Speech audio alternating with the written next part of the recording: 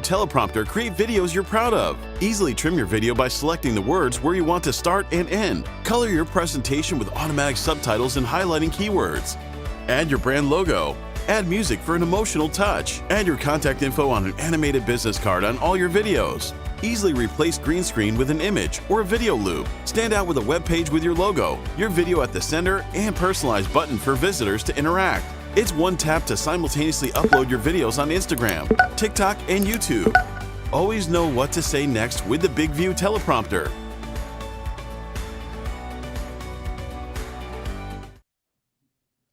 Hello. Hi, everybody, and welcome. We are so excited to have you all here for the How to Write Videos, that scripts for videos that get attention, that will create impact and persuade whatever audience it is that you're looking to reach. Would love to see in the chat where you all are joining us from. Go ahead and pop in the chat. Let us know where you are. I'm joining from Raleigh, North Carolina, which is on the East Coast of the United States. So go ahead and pop in the chat where you're coming in from. There we go. Double Deutsch. Scott joining us, I assume, from Germany, maybe. We also have Jerry coming in from Seattle, Washington. So we are coast to coast. Oh, Vermont. Okay, Scott, double Deutsch. Gotcha. Wilmington. Hey, David. Lisa coming in from Los Angeles.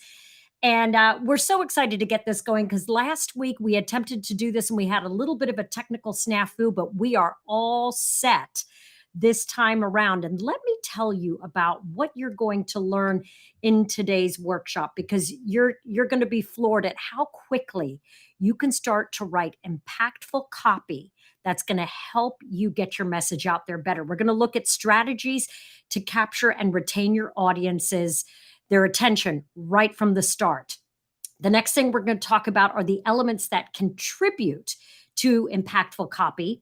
We're also going to work on techniques to persuade and inspire action, as well as innovative approaches to inspire your copy. Because as you know, if you have Big View, you have an AI helper who can help you with your scripts. I've used it, I continue to use it, and I'm really enjoying using my input with that of the AI technology that's already built in to Big View's platform. And would love for you to stick around till the very end, because we have 3 giveaways that we're going to be giving you. All right. Also, let's check in again, see where folks are coming in from. We have people coming in from Orlando, Florida, from Mandeville, Louisiana, Dallas, Texas. Hey, Big D, West Virginia, Orlando, Florida. Oh, some beautiful people. Hello, Mimosas, Mantras, and Money. Portland, Oregon, Everett, Washington. Aloha from Hawaii. It's great to see you all here. Okay, let's go ahead and introduce our guest today. Let me tell you about David Deutsch. He is a renowned copywriter who has worked on Madison Avenue. That is the place. The world's best advertising agencies are there in New York City on Madison Avenue and in Chicago, right? And so he has been working in that with advertising and direct response for many, many years. He trains and coaches creative copywriters and teams of writers. So can you imagine how much those companies are paying? And we're getting him here today with us. Clients of David's include Fortune 100 companies such as Procter and Gamble. Procter and Gamble owns so many different brands. So without any further ado, please welcome David Deutsch. Hey, David. Hey, Sharon. Nice to see you. Nice to see everybody here. It is so good to see you here. And we want to invite all of our audience to go ahead and pop your questions into the chat. I'm going to be monitoring that as we're talking with David today. So go ahead and add in your questions. But let's go ahead and get a little bit of a background, David, on how you got into this field in the first place. Well, as you said, I started out on Madison Avenue. It wasn't really my intention to get into advertising. I was kind of working in an administrative capacity there, rather young at the time. And eventually I saw what was going on and I thought, well, I can do this. I can write words. I can put words together. And so, Ogilvy, where I was a very nurturing environment. It was almost like a teaching hospital in a way. That's And great. yeah, so I started writing, and then I started working there full time as a copywriter. Then I began working at other ad agencies in different places around the country, and eventually got more into what's called direct response, which, unlike advertising on television and radio, where it's kind of brand advertising, I kind of came to specialize in advertising that gets a response, right? Where Can you're you give actually us an selling. example?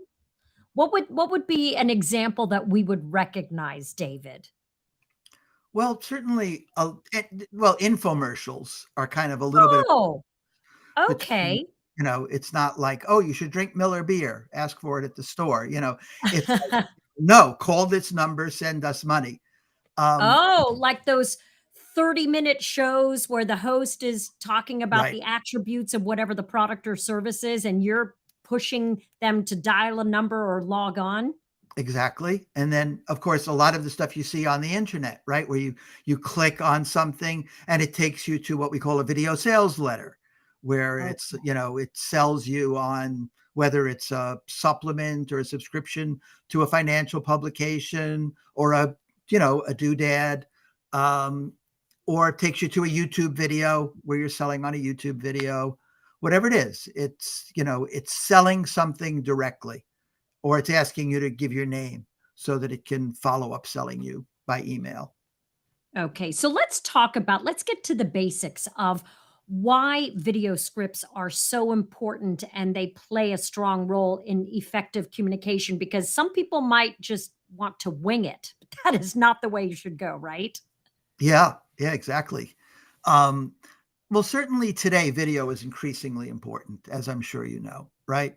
More and more people just want to watch a video. They don't want to read a long sales letter, but they will watch a video. They will watch even a long video. Video also enables you to incorporate other means of communication, right? You have visual elements. You can actually, have a real person that's talking on there. You can show things. You can take people around the world by video. So it's a very, very powerful medium for selling, for communicating. And in a way, the script is the most important part of that. Right. And so with that, and this actually feeds in nicely. We have someone already with a question about a, a direct response strategy. Can you take that over to, let's say, Reels or Shorts or TikTok? I know that direct response tends to be a little bit longer, but have you seen over time that they've become a little bit more truncated or a little bit shorter? Yeah, well, when you're talking about Reels or TikTok, you're talking more about maybe like a two-step strategy. In other words, you could Okay. have an infomercial or you could have a long video on YouTube that sells a product. Please send us money. We'll send you this widget. When you're doing something on TikTok, you want to get them maybe to that longer video. You want to get them to Oh, the sales page. You want to get them to give you their email so that you can follow up and market to them by email, or in some cases, even to give you their telephone number, and you can market to them by text messages. A lot of people do that. So don't look at TikTok or Reels as a selling mechanism so much as a lead generation okay. mechanism. So I guess it depends what you're going for, what your goals are. I know that I ended up going down the rabbit hole on TikTok last night, and there were a lot of people opening up their package and doing like a product, an unboxing of a Hmm. product, and then other people like doing a pretty short but impactful video of how XYZ product delivered on its promise. And I think the video is no more than like 2 or 3 minutes. And you could Hmm. actually buy it from the TikTok channel, from the person. So I think that there's a lot of fluidity in how this direct response is potentially evolving Yeah, with all these platforms. yeah. A lot of that depends on the product, right? There are Mhm. certain things that you can sell in a 2-minute TikTok video, or longer, right? Things that people know they want. You've got a good deal. It's demonstratable. There are other things like, let's say you're selling a consulting service or something like that, that it's not something that someone's just going to push a button and sign up for. Mm. Right. So, okay. Yeah. So you're almost like you're creating a sales funnel, right? So you get them step Exactly. one, then step two. Uh, uh, Mahmoud is asking about using videos for real estate. Well, obviously, real estate is such a visual thing, right? So it lends Hmm. itself beautifully for real estate. Uh, but I guess that could also be uh, depending on, are you selling one house or are you trying to introduce your viewers or followers to a whole new neighborhood? How would you approach that, David? Yeah, well, as you say, it depends a lot on what type of real estate we're talking about. But if you're talking about just selling houses or apartments or something like that, there's so many things that you can do. I get a lot of that just because I'm from New York, originally from New York City, and they know TikTok knows I love stuff about New York. So I'll a lot of times get, someone like, hey, here we are at the world's most expensive New York apartment. It'll be like this 59-story penthouse that, and I'll just watch the whole thing, right? So if you just make it interesting, you can build up a following. Look at what Ryan Serhant has done with social Who's that? media. Ryan Ryan who? Serhant, Serhant, Sersant. He was Okay. a guy that was on $1 Million Listings, New York, on Broad. See, I think everyone watches that, but in reality, they don't. I just watch it because I used to be from New York, right? And I like what we call New York real estate porn, right? It's like Right, looking at right. beautiful New York apartments. And he just does all these interesting videos about New York and about real estate, about the apartment he rents, and he's got like millions of followers. So you can Wow. imagine if he's got an apartment that he's going to sell, he just has to put it on social media and millions of people see it. Okay, so let's get back to some of the foundational stuff. All right, so whatever your product or service, or maybe if you're a consultant, you've got a service, or if you're selling a product or a widget or whatever, you've got that Mhm. too. What elements are crucial for grabbing and holding your viewers' attention Okay, when you're good. writing that script? There's a couple of things, right? Curiosity is very powerful, right? We Hmm. want to know the answer to things we don't know. If we're wrong about something, if we're, that's why you see so many videos. 3 foods you should never eat, 3 healthy foods Ah, you should never eat, right? Oh, now I'm curious. I'm doing something wrong. I better find out about this. Uh, oh, the biggest this, the smallest that, the one thing you should never do, the one thing you should always do. Very powerful force. You see that a lot in clickbait type things. They always yeah. utilize that. The other thing that grabs people's attention is that it relates to what they care about. It'll help them get something they want, right? If I see something about how to be a better copywriter, if you see something about how to be a better presenter and interviewer, right? That's the sort of thing that's going to be like, whoa, this got me. Of course, now you have to hold on to me, right? You have to make me think. Now you've got something new. It's not the same old thing about how to be a better copywriter, but it's going to get my attention because that's something that I want, right? And you're So, maybe solving a problem for someone. You're looking for their pain point, whatever it right. is, right? Trying to And solve it. that's why Oh, it's so important to know what people's pain points really are. And a lot of times they're under the surface, as it were. It's not what you might think at first. It's not what people admit to, right? You may think my pain point is that I want to make a lot of money, but maybe my pain point or my desire, right? But maybe it's that I need to prove myself. Maybe it's I need to be a success, right? Maybe it's that I need to prove to my fourth grade teacher or my spouse or whoever it is that I'm not really a failure. I can do it.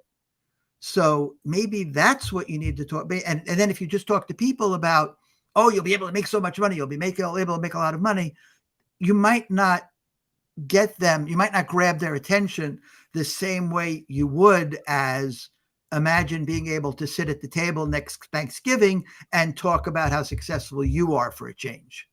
Ah, okay. And that leads nicely to what Mimosa's Mantras and Money asks, looking for how to figure out what those pain points are or how you can help someone is really about research, right? Talking to people, trying to understand. Like when you're putting Mhm. together a script, David, is there a research piece first before you write the first word? Yeah, for sure. Unless I know the product and know the market, right? I want to find out everything I can. And I want to talk to people in that market. And I want to talk to, especially, I want to talk to, let's say I'm working for a client, I want to talk to the client and really dig deeply into what they know about the product. If I'm marketing something for myself, right, I want to go out there and talk to people in that market and really, I don't know, it's like I want to live with them for a day, right? I want to follow them along because they're not going to tell me I just want to prove myself, right? They're not going to tell me, they're going to tell me they want to be healthy. They're not going to tell me I'm scared of being in an old age home when I die, when I get older. They're not going to tell me I'm scared of losing my independence, right? I have to get to know them, right? And be able to figure that out for myself. And I Okay. have Can to, you go ahead? Go ahead. and maybe I have to talk to people who talk to them or deal with them on a daily basis, right? Maybe I have to go find a doctor that deals with people every day and say, what are people really afraid of, right? When it comes to their health. And he might be able to tell me, they're scared of losing their independence, right? People don't mind that they're going to die one day. They know they can't live forever, but they do want to keep being independent for as long as. Well, that's a really important thing to know if you're selling any kind of health product to people. Right, right. Yeah, how to stay healthy well into your, well into your 80s or 90s or whatever it might be. Mhm. One person here, and I think this brings up a good point. Stephanie writes, "I'm worried that I might be getting too preachy on talking about for her anyway. It's talking about toxic chemicals in your homes." So it's almost like there's the scare tactic thing, like Mhm. the 3 chemicals you should never have in your home, and then Right, right. you click to it, right? Or what I was just using what you had said. Um, but then once you've got someone watching, um, without maybe being too preachy, can you talk about that a little bit?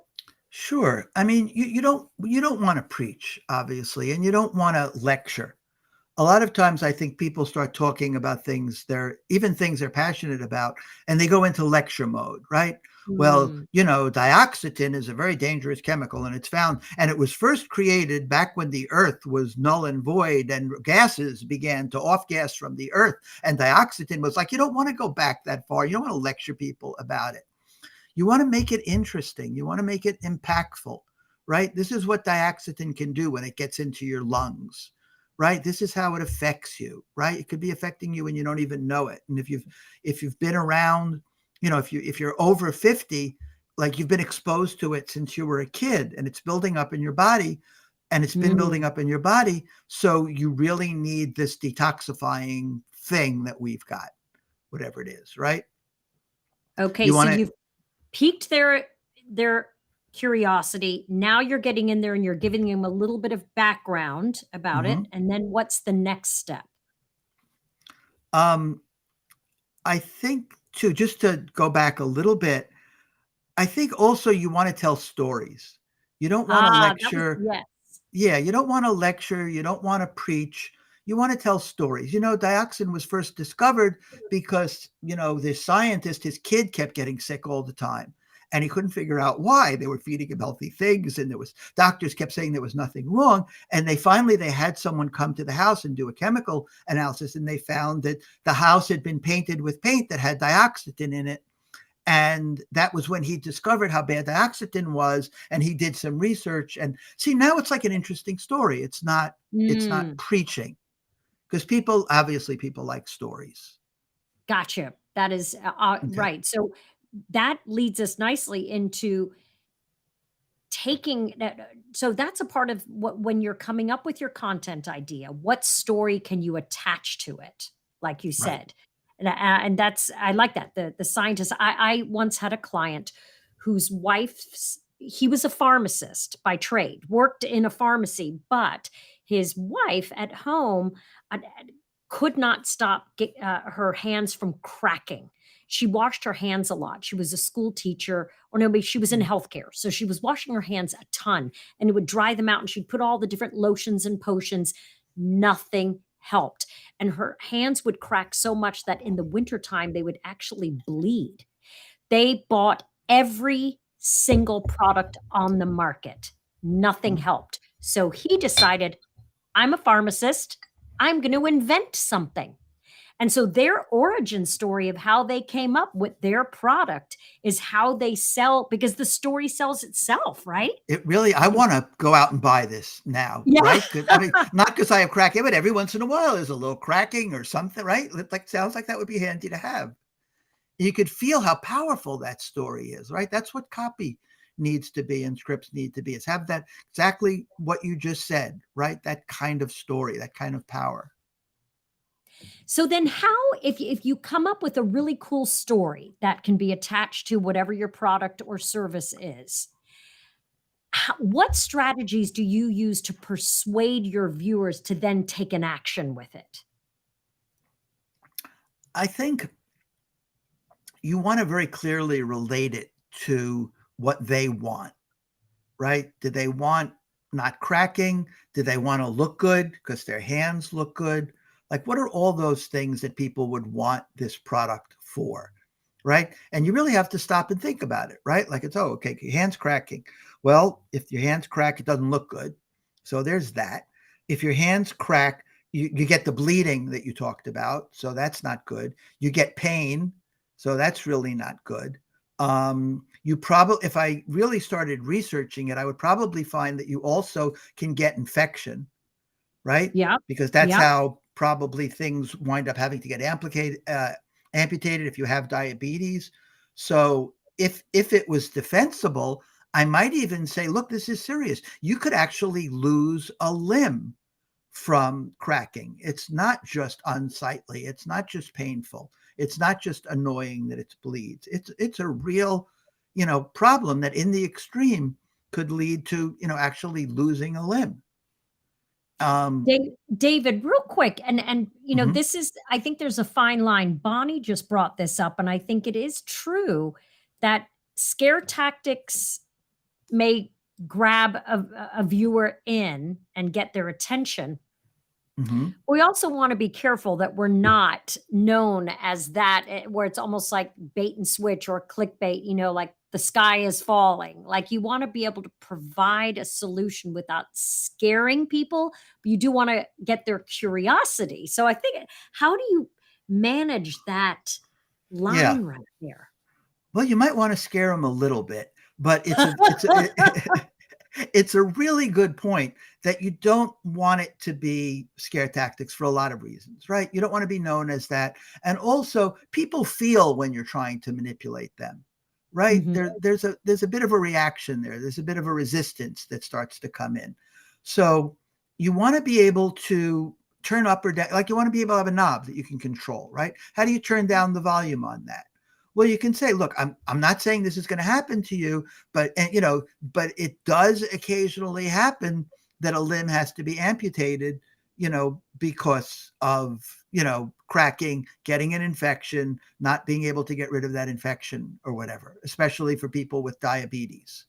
Um, but and so you kind of throttle back a little bit. You kind of hedge a little bit. You kind of acknowledge that, this is not something that's probably going to happen to you, but kind of why take a chance? Right. And maybe when you're writing these scripts, could you have someone as a sounding board? Like, hey, let's go through these scripts together, right? And let's and get feedback, right? Before you're putting it out there into the world, right? Get some feedback to make sure that it doesn't feel manipulative or too much like you're shouting that the sky is falling. But maybe that, hey, here's a problem and here's the solution, right? So maybe, and then I think too, it's important to notate too, David, that the way you're delivering it, how you're saying it, the tone in which you're saying it on the video makes a huge impact on how it lands for the viewer. Would you not agree? Yeah, I would definitely agree. And I think those two things are for sure connected, right? If you give it to someone to read, they can tell you that the tone is not what it should be. They were turned off by it. They can tell you where it's not believable. I think that, I mean, it's a great point to give your copy to people to read. I think that will instantly improve everyone's copy if they just give it to more people to read and get feedback, right? Let them tell you, don't just let them tell you, oh yeah, that's great. That's great copy. You're a good writer, you know, but say, okay, where did you find it unbelievable? Where do you think I went over the line? Where do you think I was trying too hard to be? Where did you feel manipulated? And I'll tell you one trick that I really like, is you don't have to wait till you write your copy to do that. Talk to people about what you want to write about even before you write it. Go try to get them interested in why this chemical are in your house, right? And see where they are interested and see where they get bored. See where they roll their eyes, like, oh yeah, chemical going to kill me in my house, right? Or, you know, and then you say something, oh wow, the chemist, that guy really, they found that the chemical was killing his kid. That's interesting. What is this chemical? Like, then you know you're kind of onto something, right? Sure. Okay. Yeah. If the person you're talking about is asking for more questions, more clarification, you've got a good start there. Yep. So, you know, you talked about story, attaching this and having a story. What do you do? Do you have a story structure that you typically use? I mean, I feel like we all learned when we were writing our very first book reports, you know, like introduction, body, conclusion. Is it much more complex than that, or do you keep it simple? Yeah, I think there's definitely a structure. I mean, we can go into very complicated story structure, right? And hero's journey kind of thing, you know, where you've got someone going out and looking for knowledge or looking on a quest, right? And it's the basis of Star Wars and all these things. And they go and they conquer the enemies. They have the help of an ally like Yoda. And then they go and they have a big battle at the end. Then they come back to the known world with the knowledge, right? That's an interesting story structure. But I think basically you want your story to have an arc, right? It's kind of like a 3-act thing where there's like a beginning. This is where we set out what the problem is. This is where it gets worse, right? Like this, the guy, his kid kept getting sick and he didn't know why, right? And so now we've got curiosity, right? We've got something at stake. It's kind of interesting. And he tried all these things, right? The arc is getting bigger, right? Tried all these things. Okay. Nothing seemed to work. He was at his wit's end. And then finally he discovered, right, the denouement, the ending, right? Finally he discovered that it was being caused by this chemical. And so he wrote a paper about it and brought it to the public's attention. And he created this detoxifying thing, or like whatever the story is. Sure. So you've got the main characters, the problem that your product or service is hopefully going to solve. And then you describe what this journey is of the issues it's causing. So you've got this conflict, right? And it could be, you know, you against the unknown chemical in the house, whatever that conflict may be. And then once you discover what it is, there now can be part of the resolution seeking and how to fix it, right? How to come up with a solution. Because people, like, I think humans need solutions at the end. Because if it's an unfinished story and you're left hanging, I mean, I guess that's what writers for a long time do at the end of episodic television to get you to tune in next week, or nowadays for streaming to just binge on to the next one, right? Yeah, for sure. You know, using cliffhangers to get people to read the next email, watch the next video, keep watching the video, right? Hey, thanks for watching this video. Stay tuned to the end because I'm going to tell you how to get, whatever, or I'm going to tell you a secret that's going to make all your, wrinkles go away or make you rich or whatever it is, right? But yeah, I think And you want to make stories interesting. You want them to have conflict, right? You want sure. something to be at stake. Boy meets girl, boy loses girl, boy gets girl back, right? It's not just boy meets girl and they live happily ever after. That's not an interesting That's story, boring and predictable, right? right? So maybe that's how you have to go for uh, creating that interest and differentiating yourself from other similar kinds of brands or products or services is to create a little bit of drama. Maybe it doesn't have to be, huge cliffhanger, but it could be creating a little bit of interest and intrigue there. Yeah, I think I think of copywriting a lot as drama, right? Like John Caples did a very famous ad. John Caples had to sell a piano program where they taught you how to play piano. And he could have done how to play piano in 20 minutes, had a great piano course you really should buy, whatever it is. And the headline that he came up with really dramatized it. It's a very classic old headline, which is they laughed when I sat down at the piano, but when I started to play, ... And it was just this perfect dramatization of like, why do you want to play piano? Like what we talked about before. Do you really just want to make notes come out in the air and play? And is that what you want? Or do you want to impress your friends by playing piano? Right? And I know I play piano, and a large part of me likes playing piano because I want to impress my friends by playing piano. And he really took that and dramatized it. And that's kind of always what you want to be doing in copy. How can I Nice. dramatize that? How can I dramatize that there are toxins, right? You don't want to just say, there are 12 toxins that are in your house and you should know about. Here they are. Toxin number 1, toxin number 2. No, you want to dramatize it with the story of a guy whose kid keeps getting sick. Ah, yes, gotcha. Okay. Oh, Is there any other or what other iconic campaigns do you like, or a case study that you have followed or think is a really good one that you could share with our audience today that has done a good job with that? You can talk about your own. Like, what's your favorite okay. campaign you ever did for a direct response or one of your Procter and Gamble Well, projects? one of my favorite ones was something I did for Boardroom Reports, Bottom Line Publications, which was kind of a publication that consumer secrets kind of thing. Ooh. And they had a thing. One of their consumer secrets was that if you have a pair of shoes that's too tight, right? The way to kind of stretch out those shoes is to take a bag, a plastic bag, fill it with water, right? And then put it inside the shoe, right? And it'll go in, it'll conform to the shape of the shoe, right? You tie it, of course, so it doesn't, get out. And then you put the shoe in the freezer. And what will happen is that the ice in the bag, which is perfectly conformed to the shape of the shoe, will expand uniformly. And in expanding, it will gently expand the shoe in all directions. And the new shoes, those new shoes you bought, won't be so tight. They won't hurt the way new shoes do. And so I thought about, well, how can I get people interested in this, right?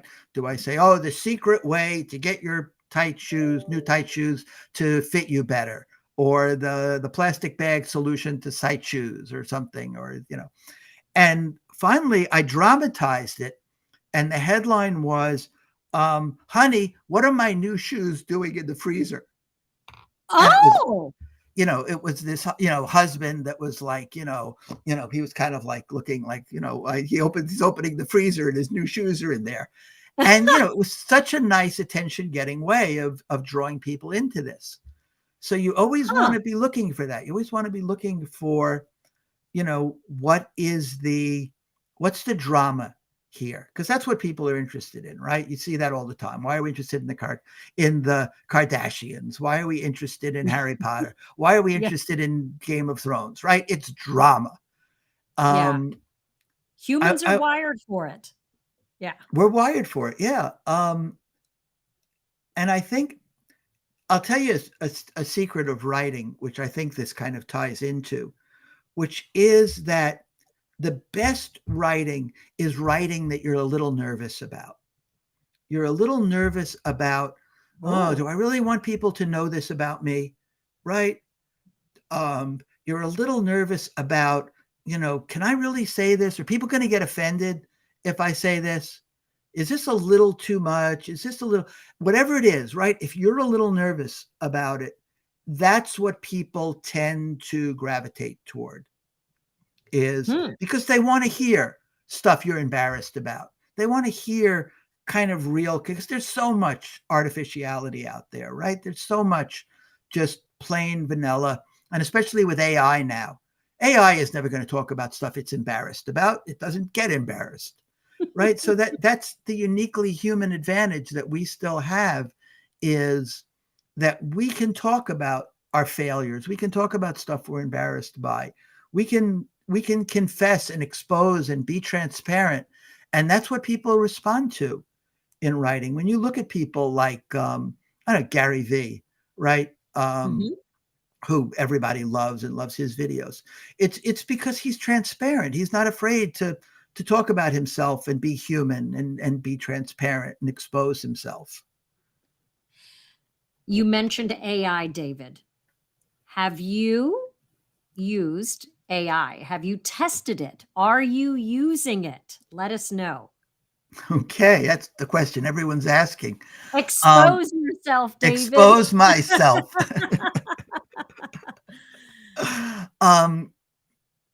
Yes, I use it. I've experimented with it. I think that the thing about AI that people need to understand is it's a really good assistant. It's not something that's going to be writing copy for you and you cut and paste it and put it in. You want to edit that. You want to bring in the human element.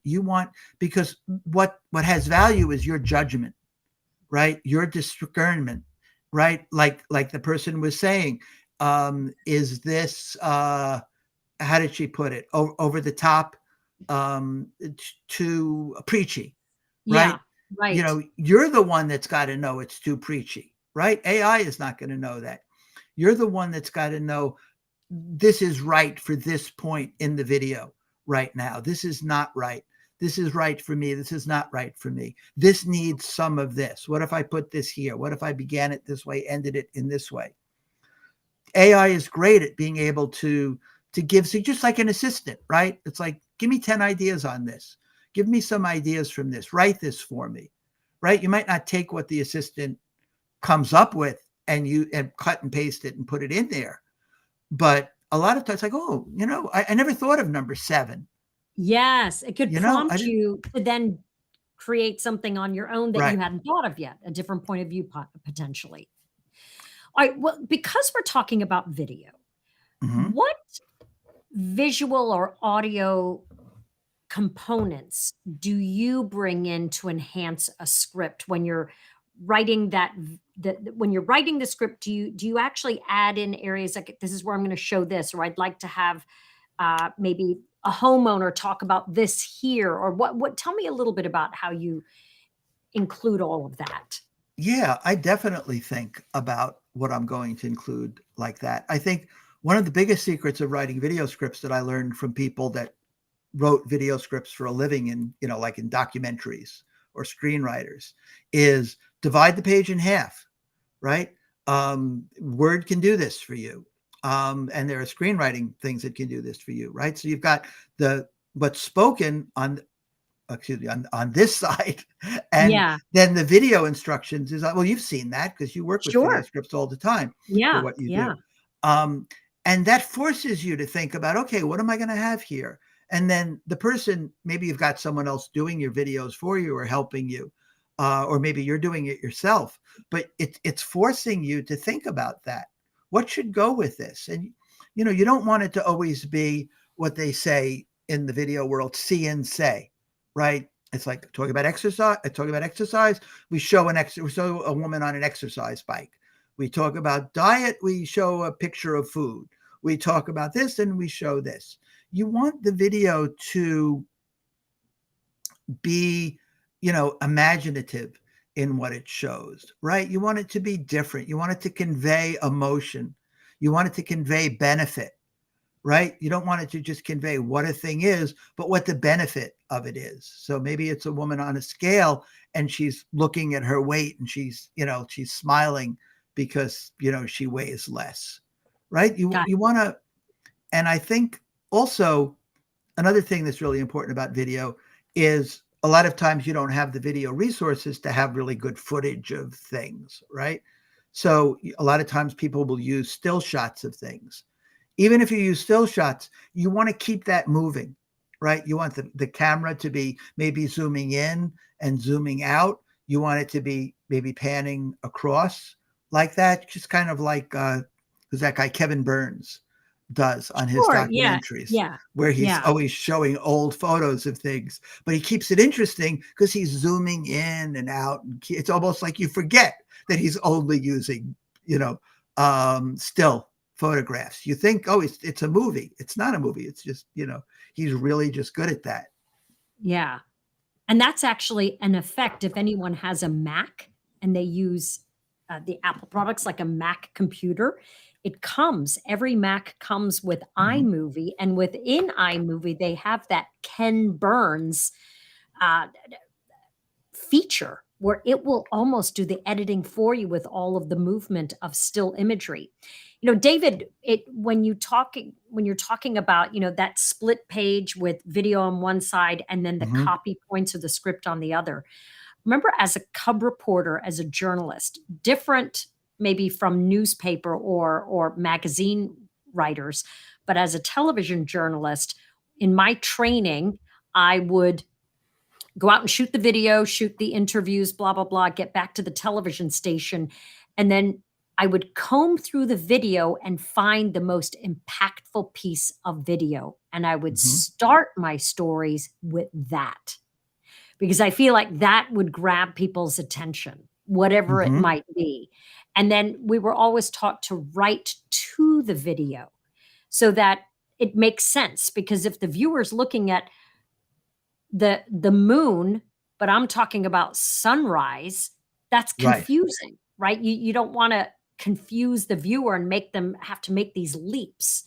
Like making sure, I know see and say may be a little bit too simplistic, but making sure that if you are shooting a video of a new home that you're about to list, maybe don't always start with that same establishing shot at the front door. Maybe go and start, maybe they've got a really cool theater room built into their bonus room. They've created like a home theater.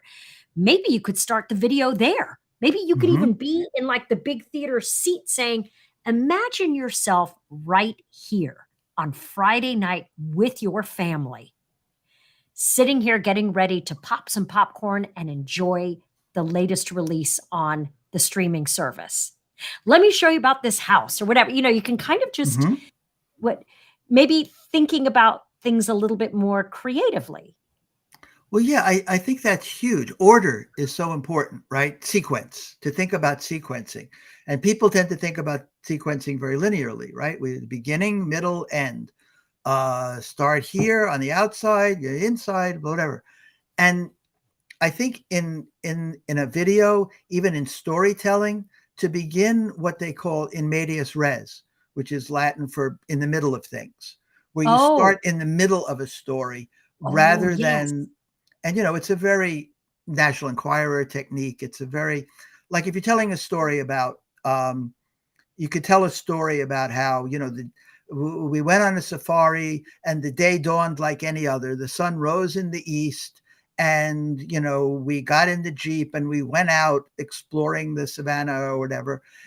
Or you could start the story, I could feel the lion's hot breath on my neck as he got ready to bite down, right? Ooh. It's like, whoa, it's like, what happens next, right? Yeah. And so then you could say, okay, the day began like any other. And now I can't wait to get back to that. Or you could just foreshadowing, right? Yeah. Yeah.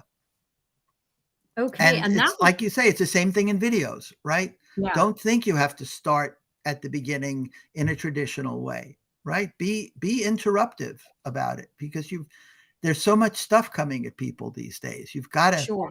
kind of drag them in by the scruff of their neck or shirt or whatever. Exactly. Well, with that in mind, let's talk about that call to action.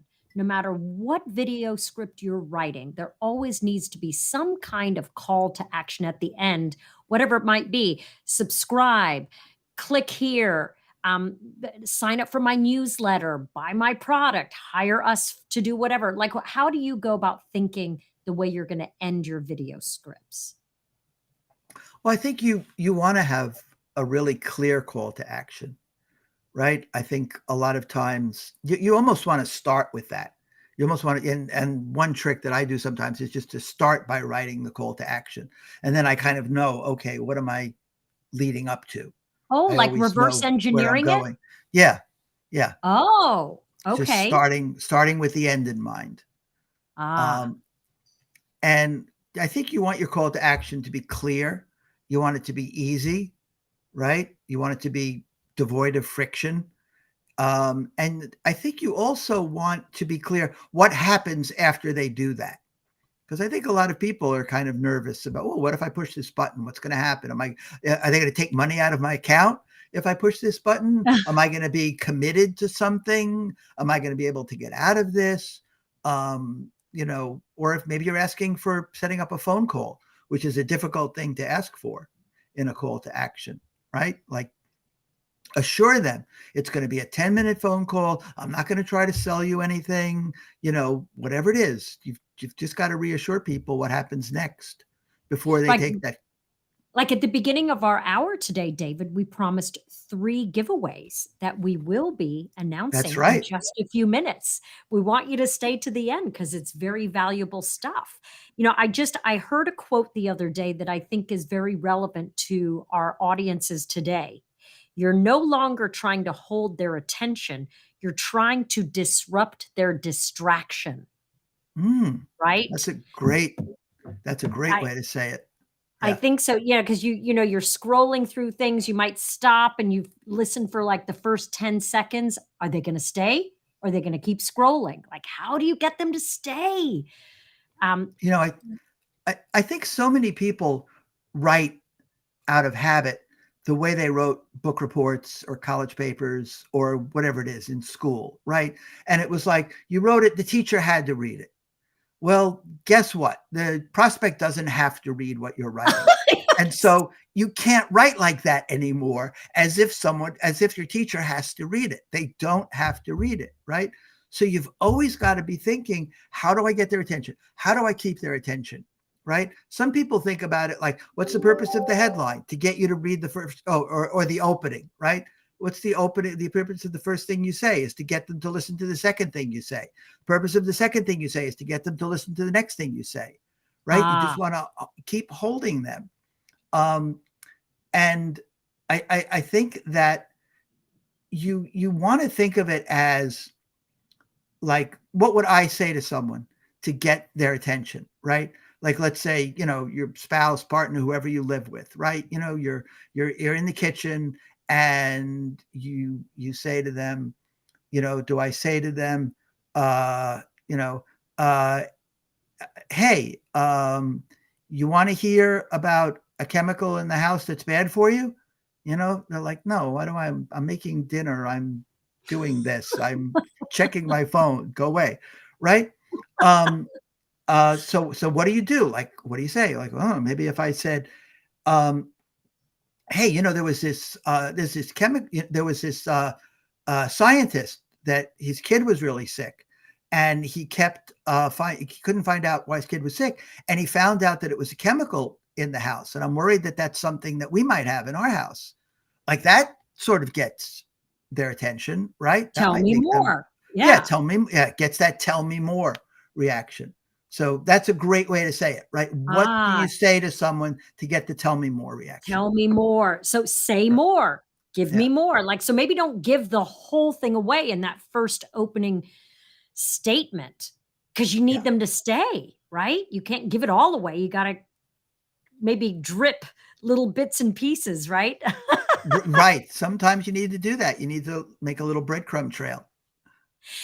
In talking about these video scripts, Mhm. I think there's an assumption that we all thought about this, that we're writing these scripts for the spoken word, not to be reading it, right? And so with that in mind, when you're writing a video script, David, before you send it on to your client or whatever, do you read it out loud and make sure it sounds right? Like it sounds like conversational humans talking? Yeah, I think the best thing you can do actually is well, one of the best things you can do is to read your copy out loud. Another thing that's almost even better is to read it out loud to someone. And Ah, then what's even better is to have someone read it out loud to you so you can listen oh, to how your copy sounds. oh, you might hear it differently that way. Right. Right. And then Ah, you'll when hear, someone else is okay. And they'll then you go ahead, go ahead. oh, I was just going to say a lot of times you'll write a sentence and you think, well, that sentence is perfectly readable and understandable, but they'll stumble over the words or they'll read it with the Oh, wrong inflection and you'll realize, oh, that's not, you know, okay. I need to That's fix really that. good insight. The other thing too, which I love, and especially in our virtual hybrid, blah, blah, blah, crazy world that we're in now, Mhm. is using the Big View app. You can write it in the script writer and Right. then record yourself doing it, watch it back, send it to a colleague or a friend or a teammate and say, what do you think? Do you think this works? Yep. Before you actually put it out into the world, which that's a, It's priceless to yeah. be able to do. I mean, when I started doing this stuff, we didn't have the ability to record ourselves so easily. We didn't have the ability certainly we didn't have the big view kind of things. And now, you had to read it out loud. You had to go find someone to do it, right? Now it's so easy to get AI to read it back to you, for you, to record it and play it back, to even have it as a video. It's just priceless. And it's a little painful to do that, right? There's a little bit of pain involved there because it's never as good as you think it's going to be. It's never the way you want it to be. And of course, hearing your own voice, it's like, I don't sound like that. But I mean, I'm sure you've done that time and time again, right? You've sat through watching yourself on television, painful as that may have been, and you kept learning from that, Yes, right? How to yes, be better and better absolutely. at doing that. Yeah. Okay, well, as our time comes to a close, we want to deliver on our promise from the beginning of the hour, and that is to announce the giveaways for everyone who has stuck with us to the end. David, can you please tell everyone about the free giveaway that you are offering our viewers today? Sure. If you go to my website, which is speakingofwriting.com, you can get a report that is 20, what is it? Copywriting from A to Z, 26 ways to improve response. And what that is going through every letter of the alphabet, right? Copywriting from A to Z. And each one of them is something that you can use to increase response. So it's kind of a fun way to learn about how to increase the conversion response of your copy. I love that. And surely with 26 tips, my goodness, we went over a lot of different ones today, but I'm sure that there are plenty of others that people will be able to look at as well. Yep, for sure. All right. And then my giveaway, and I can't wait to download yours, David.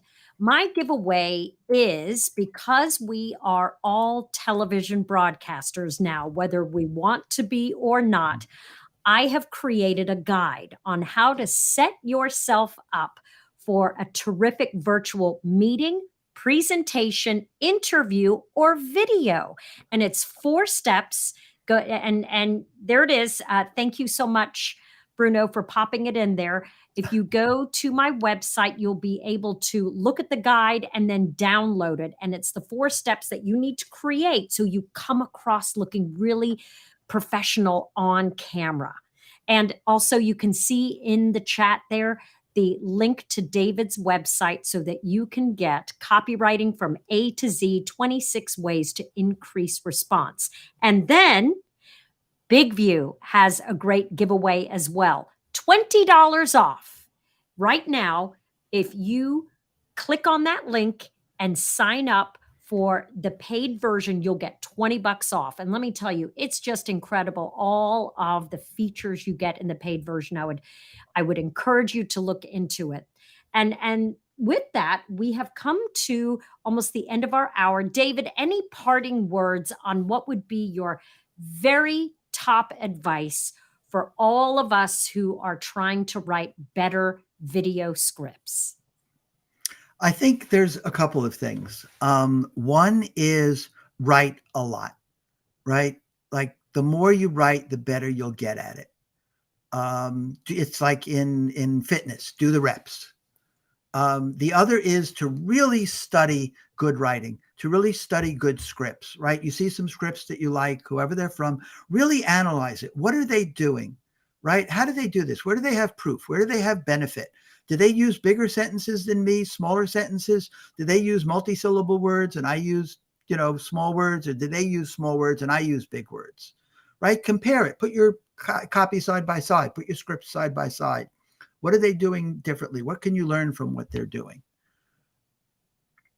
All right. I love all that. And to be a good at anything, you have to study the best, right? That's just a part of learning and growing, is to find someone that you love to watch and listen to their copy points, dissect it, right?